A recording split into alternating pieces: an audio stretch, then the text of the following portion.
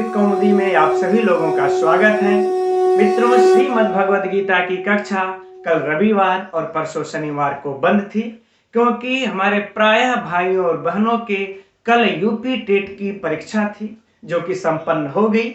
और हम आशा करते हैं कि हमारे सभी भाई बहनों का यह परीक्षा बेहतर हुआ होगा और आप सभी लोगों को संस्कृत कौमुदी के तरफ से बहुत बहुत ढेर सारी शुभकामनाएं।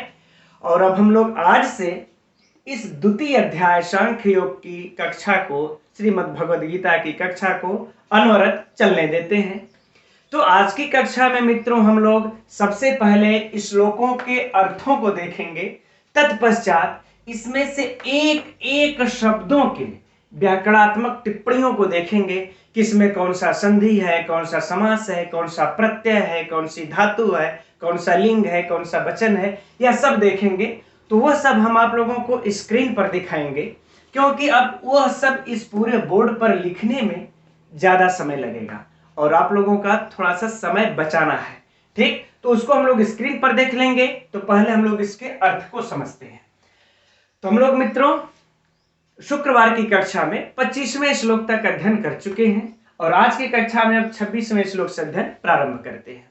तो अगर इस श्लोक का अगर मित्रों अर्थ समझना है तो थोड़ा सा हम लोग 25वें श्लोक और 25वें श्लोक के पूर्ववर्ती में कुछ जो चर्चाएं हुई हैं, जो भगवान श्री कृष्ण ने अर्जुन को उपदेश दिए हैं आत्मा के बारे में, उसको जान लेते हैं। तत्पश्चात 26वां 27वां श्लोक तो अपने आप समझ में आ जाएगा, आप लोगों को समझने की जरूरत ही नहीं पड़ेगी। ठीक, तो थोड़ी सी चर्चा कर लेते हैं। देखिए, 25वें श्लोक तक भगवान श्री कृष्ण ने आत्मा के बारे में अर्जुन को यह बताते हैं कि यह आत्मा क्या है, अजन्मा है, अचिंत्य है, सर्वव्यापी है, नित्य है ना। यह सब सारी, यह न जन्म लेती है, न मरती है, न यह मारती है। यह सारी बातों को, सारी आत्मा के लक्षण को भगवान श्री कृष्ण बताते हैं। तो इसलिए हे अर्जुन, ये जो सामने तुम्हारे जो कौरव पक्षी दिख रहे हैं, तुम्हारे जो सगे संबंधी दिख रहे हैं, इनके लिए तू मोह मत कर, तू खड़ा हो, युद्ध कर। क्योंकि आत्मा तो न जन्म लेती है, न मरती है, यह तो अजन्मा है, नित्य है, सर्वव्यापी है ना। यह सारी बातें बता देते हैं।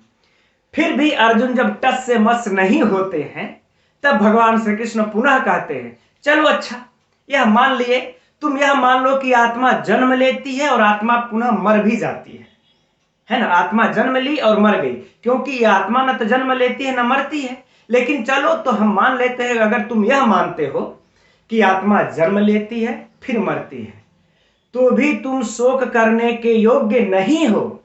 क्योंकि ये जो तुम्हारे सामने खड़े सगे संबंधी कौरव पक्ष के लोग दिख रहे हैं, इन लोगों से अगर युद्ध करोगे, अगर ये लोग मर भी जाएंगे तो पुनः जन्म लेंगे, तो भी तुम कहां शोक करने योग्य हो।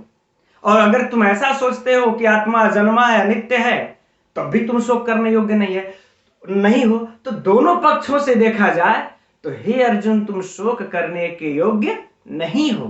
ठीक, अब आइए इसी बातों को 26वें में बता रहे हैं कि आत्मा के जन्म लेने और मरने पर भी अगर इस बात को तुम नहीं मानते हो, तब आगे देखो। कहते हैं, अथ चैनम नित्यम जातम नित्यम वा मन्यसे मृतम तथापि त्वं महाबाहो नैवम सोचितुम अर्हसि। है ना, भगवान श्री कृष्ण कह रहे हैं कि अथ च एनम नित्यम, च एनम, च अर्थात और एनम मतलब इस, कौन सी, इस आत्मा को, इस आत्मा को अगर तुम नित्यम, नित्य मानते हो, क्या, जातम मतलब जन्म लेने वाला।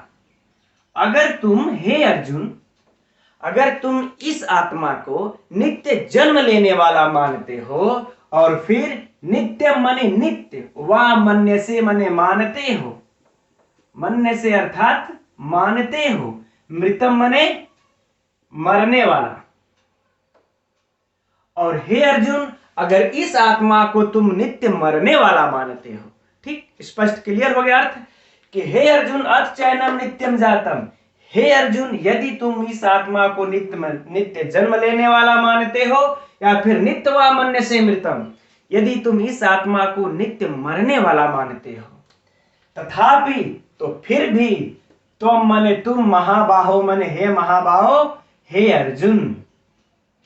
तो हे अर्जुन, तो तुम न एवं सोचितुम अर्हसि। तो न एवं मने ही कर लेते हैं। तो तुम भी क्या हो, सोचितुम मने शोक करने योग्य, शोक करने, अर्हसि मने योग्य हो, न अर्थात नहीं, न अर्थात नहीं। तो हे अर्जुन, तो भी तो तुम शोक करने योग्य नहीं हो। होगी बातें समझ में ना। तथापि फिर भी तुम मने तुम, महाबाहो मने हे अर्जुन, तो हे अर्जुन तुम न ही सोच तुम अर्हसि, तो तुम न ही शोक करने के योग्य फिर भी तुम नहीं हो। अब संपूर्ण अर्थों को एक बार देख लेते हैं। भगवान श्री कृष्ण अर्जुन से कह रहे हैं कि हे महाबाहो, तुम, तो मतलब तुम, और तुम इस आत्मा को नित्य जन्म लेने वाला और नित्य मरने वाला मानते हो, तथापि न एवं सोचितुम अर्हसि, तो भी तो तुम शोक करने के योग्य नहीं हो। आगे बातें समझ में, ठीक।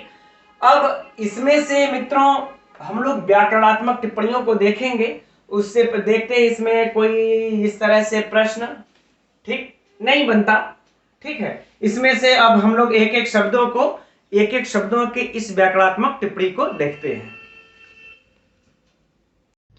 मित्रों ये रहा व्याकरणात्मक टिप्पणी। इस तरह से आप लोगों को अब स्पष्ट दिखता होगा। तो आइए हम लोग प्रारंभ करते हैं व्याकरणात्मक टिप्पणियों को। पहला है चैनम, च धनेनम, वृद्धि संधि है, सरल सा है। तथापि, तथा धनपि, आप सभी लोग जानते होंगे, बिल्कुल सरल सा है, दीर्घ संधि। अगला है देखिए नित्य जातम, अर्थात सदा जन्म लेने वाला, नित्यम जातः तम, शुभ सुपा समास है, और समास होने के बाद इसमें सु आदि की जो उत्पत्ति हुई है वह पुल्लिंग की द्वितीय विभक्ति का एक वचन है, अर्थात नित्य जातम में द्वितीय विभक्ति एक वचन है, याद रखेंगे। अगला है जातम, जन धातु से कत प्रत्यय लग करके बना है जातम। मृतम को देखते हैं, मृ धातु से कत प्रत्यय लग करके बना है मृतम। अब मन्यसे में देखते हैं मित्रों, ये देखिए मन धातु है ज्ञाने अर्थ में, ठीक, और आत्मने पद में इसका रूप चला है, और लट लकार का मध्यम पुरुष एक वचन है, ठीक। देखिए मित्रों अब इसमें कुछ भी शेष नहीं बचा आप लोगों को, तो आप लोग कापी पेन ले करके चाहे बुक में ही कहीं आप लोग नोट करते रहिएगा, ठीक। क्योंकि आप लोग कह रहे थे कि सर आप व्याकरणात्मक टिप्पणियों को नहीं बताते हैं, तो आप लोग सब शब्दों के अक्षरशः व्याकरणात्मक टिप्पणियों को नोट करते रहिए, ठीक। तो मन्यसे में कौन सा लकार है, लट लकार है, मध्यम पुरुष एक वचन है, ठीक। और मान लेते हैं मन ज्ञाने अर्थ में है आत्मनेपद, यह तो नहीं पूछता है परीक्षा में। अब महाबाहो में देखते हैं। महाबाहो मित्रों पुल्लिंग का शब्द है, संबोधन का एक वचन है महाबाहो में। अब अर्हसि का देखिए, अर्ह धातु है, पूजायाम अर्थ है, परस्मय पद में इसका रूप चला है, परस्मय पद धातु है, और लट लकार के प्रथम पुरुष एक वचन में बनता है अर्हसि। यह तो याद ही रख लीजिएगा मित्रों, कई जगहों पर यह शब्द आगे अभी और आएगा, ठीक। अब अगला है देखिए सोचितुम, सुच धातु से तुमुन प्रत्यय लग करके बना है सोचतुम। कुछ लोग सोच धातु भी बताते हैं इसके लिए, ठीक। अब अगला है देखिए एनम। एनम देखिए एतद का सर्वनाम शब्द का रूप है, और इसमें पुल्लिंग द्वितीय एक वचन है एनम में। तो यह भी मित्रों नोट कर लीजिएगा, या फिर आप लोग स्क्रीनशॉट ले लीजिएगा। अब आइए हम लोग अगले 27वें श्लोक को देखते हैं। तो अभी इस श्लोक में भगवान श्री कृष्ण का अब 26वें श्लोक में कही गई अपने बातों को पूरी करते हुए अर्जुन से कह रहे हैं। क्या कह रहे हैं आइए देखते हैं। जातस्य हि ध्रुवो मृत्युः ध्रुवं जन्म मृतस्य च तस्माद् परिहारेऽर्थे न त्वं शोचितुम् अर्हसि। है ना, भगवान श्री कृष्ण कह रहे हैं कि हे अर्जुन, जातस्य, जातस्य अर्थात जन्म लेने वाले का, ही अर्थात क्योंकि, ही अर्थात क्योंकि, ही का अर्थ होगा क्योंकि। क्योंकि यहां क्यों आया, क्योंकि 26वें श्लोक में इन्होंने कहा भगवान श्री कृष्ण ने अर्जुन से कि हे अर्जुन, जन्म लेने, यदि तुम आत्मा को सदा जन्म लेने वाला और सदा मरने वाला मानते हो, तो भी तुम शोक करने योग्य नहीं हो, क्योंकि तो ही अर्थात क्योंकि जातस्य जन्म लेने वाले की ध्रुवो अर्थात निश्चित है, ध्रुवो अर्थात निश्चित है, और मृत्यु माने मृत्यु, क्योंकि हे अर्जुन जन्म लेने वाले की मृत्यु निश्चित है, और ध्रुवम माने फिर निश्चित है, ठीक। और जन्म माने जन्म लेना, और मृतस्य माने मरे हुए का, मरे हुए का, ठीक। तो और च माने और हे अर्जुन मृतस्य माने मरे हुए का, जन्म माने जन्म लेना, ध्रुवम माने सुनिश्चित है। हे अर्जुन मरे हुए का जन्म लेना सुनिश्चित है। तो अब आगे कह रहे हैं, फिर से संपूर्ण अर्थ को देख लेते हैं कि हे अर्जुन अगर तुम आत्मा को सदा जन्म लेना सदा मरने वाला मानते हो तो भी तुम शोक करने योग्य नहीं हो, क्योंकि जन्म लेने वाले की मृत्यु निश्चित है। जातस्य ध्रुवो मृत्यु हो, क्योंकि हे अर्जुन जन्म लेने वाले की मृत्यु निश्चित है, और ध्रुवम जन्म मृत्युश्च च, और मरे हुए का जन्म लेना सुनिश्चित है, इसलिए भी तुम शोक करने योग्य नहीं हो। तस्माद अर्थात इसलिए अपरिहार्य, अपरिहार्य नए तत्पुरुष समास व्याकरणात्मक टिप्पणियों में देख लेंगे, है ना। अपरिहार्य मतलब बिना उपाय वाले, बिना उपाय वाले, है ना। अर्थात जिसका कोई उपाय ना हो, जिसको टाला ना जा सके, जो करना अनिवार्य है, उसके बारे में कुछ भी नहीं, कोई विकल्प ही नहीं है उसका, ठीक। तो अपरिहार्य, तो हे अर्जुन इसलिए बिना उपाय वाले अर्थे मतलब विषय में, इसलिए बिना उपाय वाले विषय में यह जो है, यानी कि युद्ध जो करना है, ये बिना इनके कौरवों के सामने जो तुम ऐसा सोच रहे हो कि इनको हम मार देंगे, तो यह बिना उपाय वाला विषय है। ना तुम सोचतु मनहसी, तुम शोक करने के योग्य नहीं हो, इस आत्मा के बारे में तुम शोक करने के योग्य नहीं हो, ठीक। तो संपूर्ण अर्थ को एक बार पुनः देख लेते हैं। आगे भगवान श्री कृष्ण अर्जुन से कहते हैं कि हे अर्जुन जातस्य ही ध्रुव मृत्यु, क्योंकि जन्म लेने वाले की मृत्यु सुनिश्चित है, ध्रुवम जन्म मृत्युश्च च, और मरे हुए का जन्म लेना सुनिश्चित है। इसलिए हे अर्जुन इस बिना उपाय वाले अर्थे मने विषय में तुम शोक करने के योग्य नहीं हो, ठीक। अब इसमें से मित्रों जो प्रश्न बनता है, पहले इसको देख लेते हैं, फिर व्याकरणात्मक टिप्पणियों को देखेंगे। तो इसमें सरल ही प्रश्न, जब भी इसमें से अगर खोद करके अगर प्रश्न निकालेगा तो सरल ही निकालेगा, अगर साहित्य से, व्याकरण से नहीं, कि मरे हुए का क्या सुनिश्चित है, जन्म लेना, और जन्म लेने वाले का क्या निश्चित है, मृत्यु, ठीक। और बाकी और बिना उपाय वाले यह अपरिहार्य अर्थ, अपरिहार्य में कौन सा समास है, तो व्याकरणात्मक टिप्पणियों में देख लेंगे, नए तत्पुरुष है, ठीक। आइए व्याकरणात्मक टिप्पणियों को देखते हैं। तो यह रहा व्याकरणात्मक टिप्पणी मित्रों, आइए देखते हैं। जातस्य, जातस्य में देखिए पुल्लिंग का यह शब्द है, रूप है, षष्ठी विभक्ति है और एक वचन है ना। षष्ठी विभक्ति एक वचन होगा, जातस्य में स्मरण रखेंगे। अगला देखिए है मृत्यु, मृत्यु देखिए यह उकारांत पुल्लिंग का शब्द है और प्रथमा विभक्ति है, एक वचन है मृत्यु, ठीक, ये बनेगा। अगला है देखिए ध्रुव में भी पुल्लिंग प्रथमा एक वचन। मृतस्य, मृतस्य में देखिए पुल्लिंग षष्ठी एक वचन, ठीक। अगला है देखिए जन्म, जन्म देखिए जन्मन शब्द है, नपुंसक लिंग का शब्द है, यह प्रथमा विभक्ति एक वचन में बनता है जन्म। इसका देखिए रूप चलता है मित्रों, ऐसे देख लीजिए, जन्म जन्मनि, ठीक है ना, जन्मनि, और फिर एक वचन द्विवचन और बहुवचन में जन्मानि बनता है ना, जन्मानि ये बनता है, ठीक। जन्म जन्मनि जन्मानि, यह इसका ऐसे रूप चलता है। तो यह जन्म है नपुंसक लिंग प्रथमा एक वचन।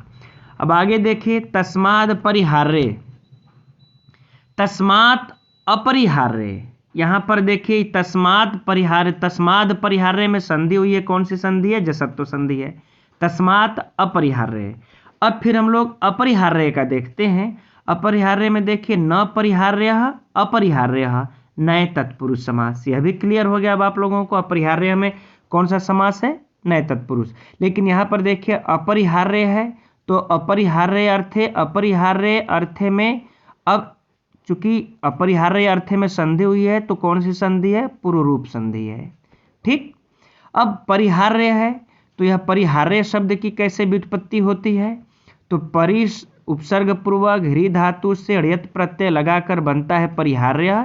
इसके बाद इसको पुल्लिंग के सप्तमी विभक्ति एक वचन में जब हम रूप चला देते हैं तब बन जाता है परिहार्य। ठीक मित्रों, तो परिहार्य, अपरिहार्य अर्थ है, अपरिहार्य और तस्मात् परिहार्य सब क्लियर हो गया होगा अब आप लोगों को। अब अगला देखिए मित्रों, कॉपी पेन लेकर के बिल्कुल इसे नोट करते रहिएगा, चाहे स्क्रीनशॉट ले लीजिएगा। अर्हसि, यह देखिए अभी पिछले श्लोक में भी आया था। तो अर्ह धातु पूजायाम, परस्मै पद, लट लकार, प्रथम पुरुष, एक वचन। ठीक है, अब आइए हम लोग अगले श्लोक की तरफ बढ़ते हैं। तो इस श्लोक में भी भगवान श्री कृष्ण अर्जुन को शोक न करने के लिए एक और उदाहरण दे रहे हैं। ठीक, तो आइए हम लोग देखते हैं। कह रहे भगवान श्री कृष्ण, अव्यक्तादीनि भूतानि व्यक्त मध्यानि भारत अव्यक्ता निधनान्येव तत्र का परिवेदना। कि हे अर्जुन, अव्यक्तादीनि जन्म से पहले अव्यक्त अर्थात अप्रकट, इसका क्या हो जाएगा? जन्म से पहले। ठीक, क्या थे? अप्रकट। जन्म से पहले अव्यक्त का मतलब हुआ कि अप्रकट या अव्यक्त, दोनों बातें की है। तो हे अर्जुन, जन्म से पहले अप्रकट थे। कौन? भूतानि मने सभी प्राणी, भूतानि अर्थात सभी प्राणी। कि हे अर्जुन, तुम इसलिए भी शोक करने योग्य नहीं हो, अर्थात शोक तुम्हें नहीं करना चाहिए इन सभी अपने सगे संबंधियों के लिए, कौरवों के लिए। क्योंकि हे अर्जुन, जन्म से पहले अव्यक्तादीनि, जन्म से पहले अप्रकट थे। कौन? भूतानि सभी प्राणी। क्योंकि हे अर्जुन, जन्म से पहले सभी प्राणी क्या थे? हम हो चाहे आप हो, सभी लोग अप्रकट थे। और व्यक्तम मध्यानि भारत, भारत मतलब हे अर्जुन, और हे अर्जुन व्यक्त मध्यानि, व्यक्त हुए, मध्यानि माने बीच में, है ना, यानी बीच में ही, व्यक्त मतलब प्रकट, और मध्यानि मतलब बीच में अर्थात मध्य में। और बीच में, मध्य में, यानी इस समय जो हम लोग दिख रहे हैं ये बीच है, इसमें हम लोग प्रकट हैं। और फिर अव्यक्त निधनान्येव, अव्यक्त मतलब फिर अप्रकट हो जाएंगे। और ये जो तुम हमको प्रकट या अपने को प्रकट, इन सब अपने सगे संबंधियों को प्रकट देख रहे हो, ये सभी जन्म लेने से पहले अप्रकट थे, अव्यक्त थे, और ये बीच में जाकर के यहाँ पर प्रकट हुए हैं। और अभी मर जाएंगे ना, तो भी यह क्या हो जाएगा? अप्रकट निधनान्येव मतलब मरने पर, मरने पर। तो निधन, निधन अर्थात मरने पर फिर यह प्रकट हो जाएंगे। ठीक, तो एव तत्र का परिवेदना, है ना, तो तू भी इसमें शोक करने योग्य, तत्र का यानी तत्र मतलब वहां, तत्र मतलब ऐसी स्थिति में, कह लें इस स्थिति में, इस परिस्थिति में, इस स्थिति में, तो इस स्थिति में तुमको का परिवेदना, परिवेदना मतलब शोक करना, शोक करना। तो इस परिस्थिति में भी तुमको क्या शोक करना? नहीं शोक करना चाहिए। क्योंकि ये जो तुम्हारे सभी सामने सगे संबंधी दिख रहे हैं, ये और ये क्या, पूरे संसार के भूतानी सभी प्राणी, पूरे संसार के सभी प्राणी अव्यक्तादीनि जन्म से पहले अप्रकट थे। और व्यक्त मध्यानि भारत, व्यक्त मध्यानि, और ये बीच में प्रकट हुए हैं। और निधनानि, है ना, निधनानि एव, और मरने पर भी यह क्या हो जाएंगे? अव्यक्त, मरने पर भी यह सब के सब प्रकट हो जाएंगे, आप भी, हम भी, सब। तो तत्र का परिवेदना, तो इस बारे में भी तुमको क्या शोक करना चाहिए? नहीं करना चाहिए। इस बारे में भी तुम शोक करने योग्य नहीं हो। ठीक है मित्रों, ये भी अर्थ समझ में आ गया होगा। अब इसमें से थोड़ा सा प्रश्न को समझ लिया जाए, फिर व्याकरणात्मक टिप्पणियों को देखेंगे। तो देखिए, सभी प्राणी कब प्रकट होते हैं? सभी प्राणी कब प्रकट होते हैं? प्रश्न परीक्षा में पूछा जा चुका है, महत्वपूर्ण है, याद कर लीजिएगा। ऑप्शन दे देगा, है ना, मतलब आदि में, या फिर जन्म से पहले, ऐसे विकल्प दे देगा। जन्म से पहले, जन्म के बाद, बीच में, उपर्युक्त कोई नहीं, ये 4 ऑप्शन दे दिया। तो संपूर्ण प्राणी कब प्रकट होता है ना, व्यक्त मध्यानि, बीच में। संपूर्ण प्राणी कब प्रकट होता है?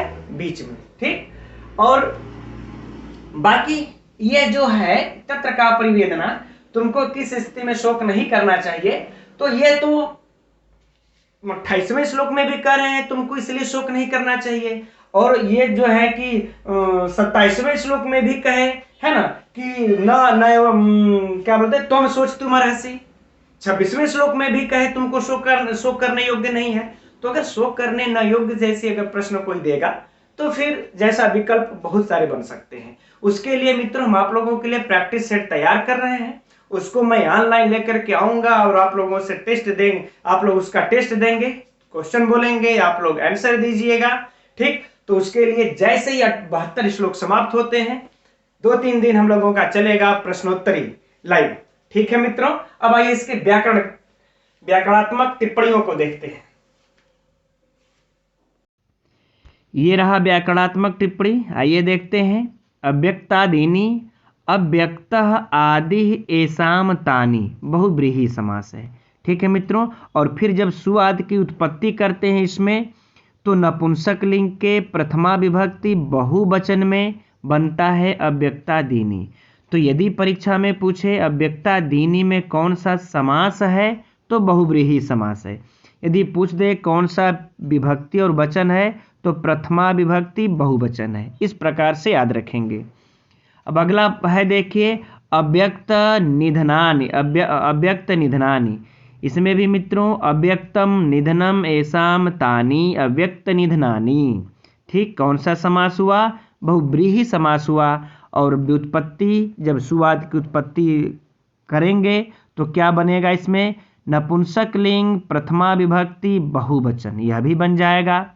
तो इसमें भी अगर समास पूछे तो बहुब्रीहि, विभक्ति इत्यादि पूछे तो प्रथमा विभक्ति बहुवचन। अब आगे बढ़ते हैं।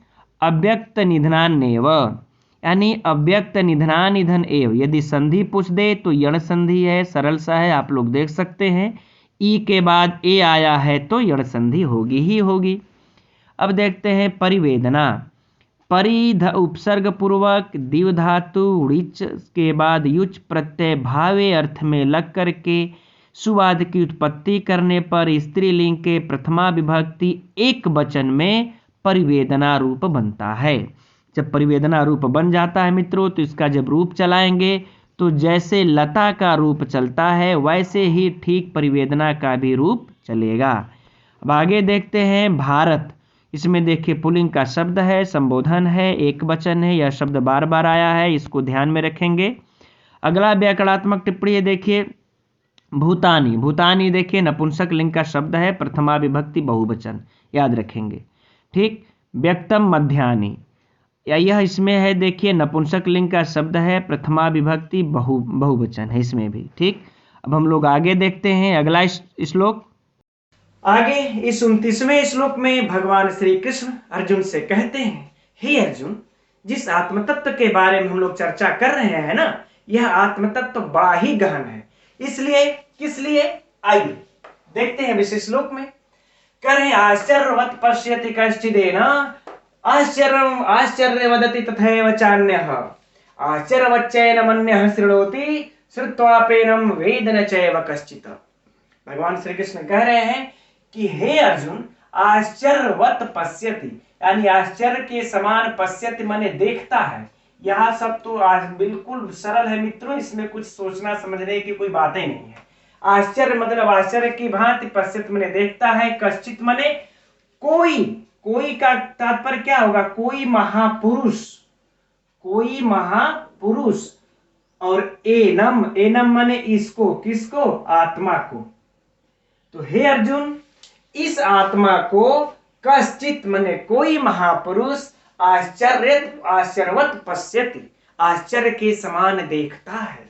हे अर्जुन, कोई महापुरुष इस आत्मा को आश्चर्य के समान देखता है। और कह रहे हैं कि आश्चर्यवत् वदति, आश्चर्यवत् वदति, आश्चर्य के समान, वदति माने बोलता है, आश्चर्य के समान बोलता है। तथैव माने उसी प्रकार, चान्य माने दूसरा, च अन्य, च अन्य, च मतलब और, अन्य माने दूसरा। दूसरा कौन?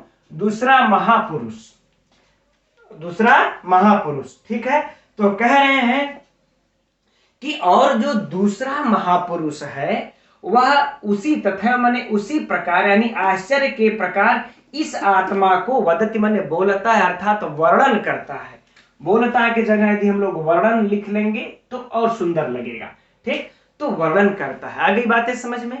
हे अर्जुन, और जो दूसरा है वह कोई जो दूसरा महापुरुष है वह इस आत्मा को आश्चर्य के समान वर्णन करता है। और आश्चर्यवत च एनम मन्यः श्रोति, तो कह रहे एनम अन्य, अन्य माने दूसरा, अन्य मतलब दूसरा। ठीक, अन्य मतलब दूसरा, और आश्चर्य माने आश्चर्य के समान, श्रोत माने सुनता है। और कह रहे हैं जो दूसरा है, यहां पर विसर्ग रहेगा अन्य, और जो कह रहे हैं दूसरा है वह क्या करता है, इसको श्रोत माने सुनता है, आश्चर्यवत माने आश्चर्य के समान। और जो दूसरा कोई महापुरुष है इसको आश्चर्य के समान सुनता है। और फिर कह रहे हैं कि और तो और सुनो, श्रुत्वा अपि एनम, और सुन करके भी इसको, वेद न चैव कश्चित्, वेद मतलब जानता है, न मने नहीं, च मने और, एव मने ही, कश्चित् मने कोई। और कह रहे हैं कि कोई तो ऐसा भी है कि जो इसको सुन करके भी इसको नहीं जान पाता। ठीक है ना, बातें समझ में आ गई?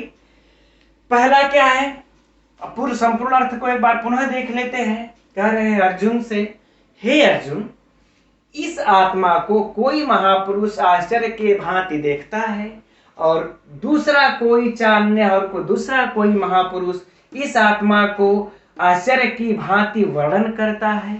और अन्य च एनम अन्य, और जो दूसरा कोई है महापुरुष इसको आश्चर्य की भांति श्रोत मने सुनता है। और श्रुत्वापेनम वेदम न चैव कश्चित्, और कह रहे और तो और कुछ लोग तो ऐसे भी इस दुनिया में हैं कि जो कि सुन करके भी वह इस आत्मा को नहीं जान पाते हैं। इसलिए यह आत्मा बहुत ही, यह आत्म तत्व बड़ा ही गहन विषय है, बड़ा ही सूक्ष्म विषय है, सबके बस की बात नहीं है। बात स्पष्ट हो गई? ठीक, अर्थ स्पष्ट हो गया। अब हम लोग इसमें से प्रश्नों को ढूंढते हैं, प्रश्न को निकालते हैं। ठीक, मान लेते हैं बन जाए, पूछ दे तो देखिए किस तत्व को लोग सुन करके भी नहीं समझ पाते, है ना? तो आत्मा को लोग श्रुतप्येन वेदम न चैव कश्चित् कह, किसको लोग सुन करके भी नहीं जान पाते? तो आत्मा को। और किसको कश्चिदेन आश्चर्यवत पश्यति, कोई महापुरुष किसे आश्चर्य की भांति देखता है? कोई महापुरुष किसे आश्चर्य की भांति देखता है? तो एनम अर्थात आत्मा को आश्चर्य की भांति देखता है। अन्य दूसरा कोई महापुरुष किसको आश्चर्य के समान वदति वर्णन करता है? तो आत्मा का वर्णन करता है। ठीक है, यह इन तीनों में से पूछ सकता है ना, देखता है, वो वर्णन करता है, सुनता है, किसका? कोई महापुरुष, तो आत्मा का। और किसका कोई सुन करके भी नहीं समझ पाता? किसको? आत्मा को, क्योंकि आत्मा बड़ा ही गहन विषय है। ठीक, अब आइए, अब इसमें से जो व्याकरणात्मक टिप्पणियां बनती हैं, उससे जो परीक्षा में प्रश्न पूछे जाएंगे, अब उसको देखते हैं। ये रहा व्याकरणात्मक टिप्पणी मित्रों। आइए विषय देखते हैं। कश्चित एनम, कश्चिदेनम, कश्चित धन एनम, जसत्व संधि है, त को द हुआ है, जसादेश हुआ है। तो अगला देखते हैं आश्चर्यवत वदति, आश्चर्यवत अभी हम लोगों ने देखा, आश्चर्यवत वदति। तो आश्चर्यवत धन वदति, यहाँ पर भी देखिए जसत्व संधि है, त को द हुआ है। तथैव, तथा धनेव वृद्धि संधि है, सरल सा है, समझ सकते हैं, आप लोग जानते ही होंगे। चैव, च धनेव है ना, अ के बाद ए आया है, यहाँ पर अ है, यहाँ पर ए आया, तो फिर वृद्धि संधि हो गया इसमें, यहाँ पर भी। अब आगे देखते हैं, चान्यः च धनन्यः, सवर्ण दीर्घ संधि, दीर्घ संधि आप लोग देख सकते हैं सवर्ण आने से अ के बाद। अब अगला देखते हैं, श्रुत्वापि, श्रुत्वा धन अपि, यहाँ पर भी दीर्घ संधि है, सरल सा है बिल्कुल। आश्चर्यवत, आश्चर्यवत धन च, यहाँ पर देखिए च्युत्व संधि है, तकार को चकार हो गया, तो इस च्युत्व संधि हुआ।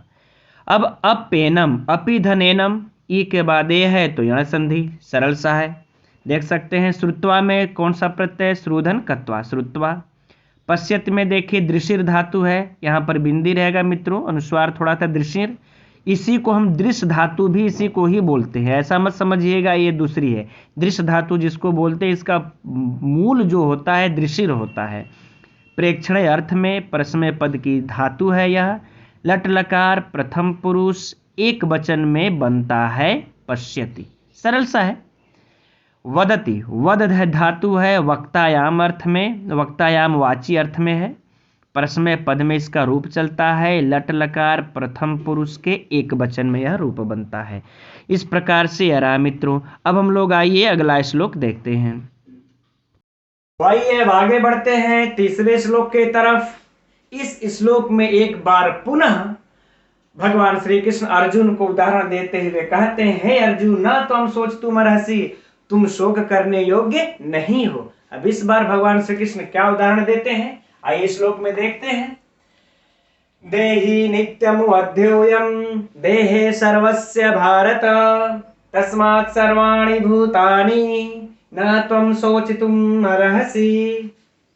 अब कह रहे हैं भगवान श्री कृष्ण कि देहि, हे अर्जुन, देहि मतलब आत्मा, देहि अर्थात आत्मा, नित्यम मतलब सदा, अवध्यो माने अवध्य है, यानी अवध्य जिसका कभी वध न किया जा सके, अवध्य है। अयम मतलब यह या इस, देहे मतलब शरीर में, यहाँ पे शरीर में सप्तमी विभक्ति है तो शरीर में। सर्वस्य मतलब सभी प्राणियों के, सभी प्राणियों के, भारत माने अर्जुन।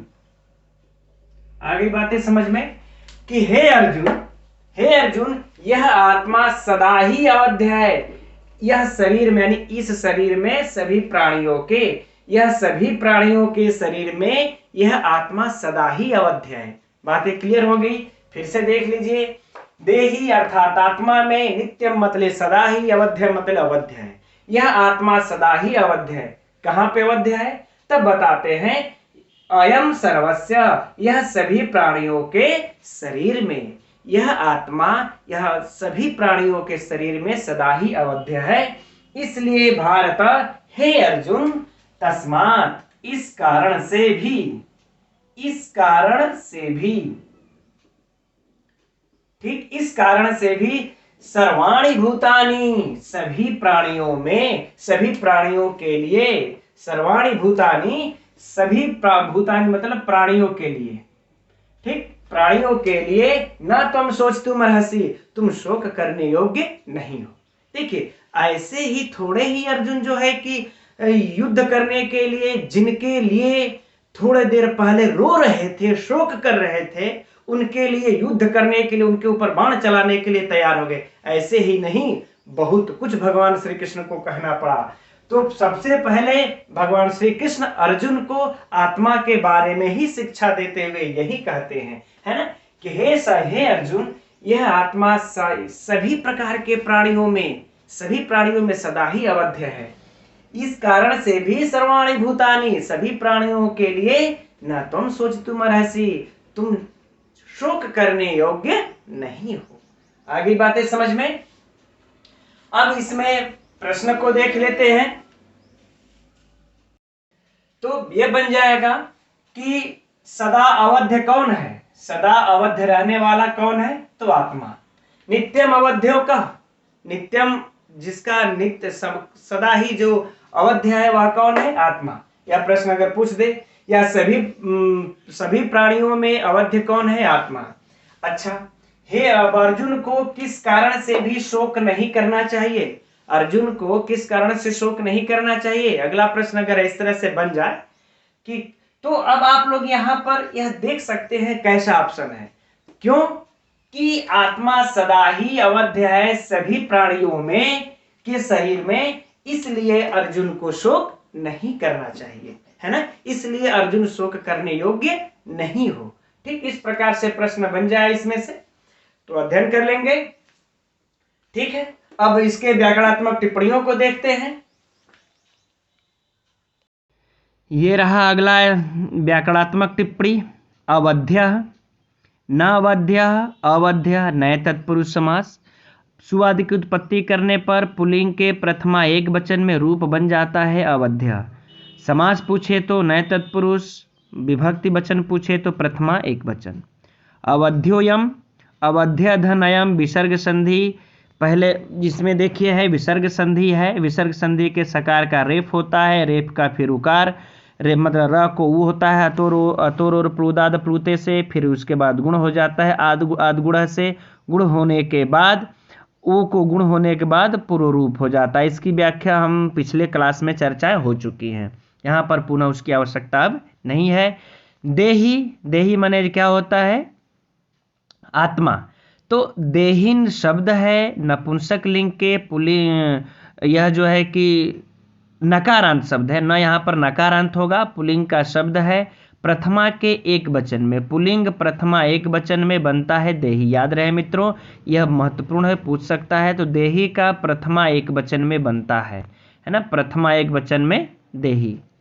सर्वस्य सर्वधातु का रूप है, सर्वनाम का रूप है, पुल्लिंग के षष्ठी एक वचन में बनता है सर्व। देहे, यह पुल्लिंग के सप्तमी एक वचन में बनता है देहे अर्थात शरीर में। ठीक। अवध्य, यह भी देखिए पुल्लिंग प्रथमा एक वचन, यहाँ पर चर्चा हो चुकी है, पुनः यहाँ पर टाइप हो गया है, कोई बात नहीं। आगे देखते हैं, अगला है सर्वाणी। सर्व शब्द है, यह भी नपुंसक लिंग द्विवचन में, सर्वम सर्वे सर्वाणी, सर्वम सर्वे सर्वाणी, है ना। भूतानि, यह भी सेम उसी प्रकार से रूप चलेगा, नपुंसक लिंग द्वितीय विभक्ति बहुवचन में बनता है इसका भूतानि। ठीक है मित्रों। अब तो मित्रों आज की कक्षा के लिए बस इतना ही रहने देते हैं। अब कल की कक्षा में हम लोग 31वें श्लोक से देखेंगे। मित्रों आज की कक्षा आप लोगों को कैसी लगी, समझ में आया या नहीं आया, आप लोग कमेंट करके अवश्य बताइएगा। क्योंकि आप लोग जब कमेंट करते हैं तो मेरा भी हौसला थोड़ा बढ़ता है और मैं और बेहतर बनाने की और बेहतर पढ़ाने की आप लोगों को कोशिश करता हूँ। तो प्लीज आप लोग कमेंट्स करके हमें अवश्य बताइए। ठीक है मित्रों, नमो नमः।